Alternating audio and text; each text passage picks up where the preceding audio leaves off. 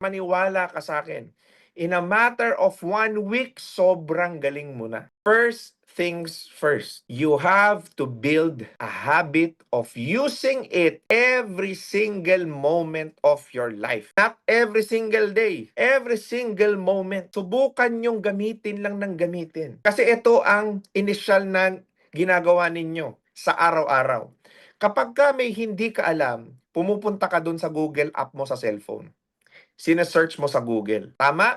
This time around, instead na Google app ang buksan mo yung ChatGPT mo, buksan mo yung AI mo. Papalitan mo lang yung habit mo. First thing in the morning, open your ChatGPT and ask for inspiration of the day. Every single day, build that habit. Maniwala ka sa akin.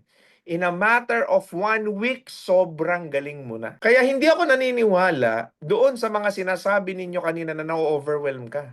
Hindi mo lang siya kasing nakasanayan gamitin. Yun lang yun.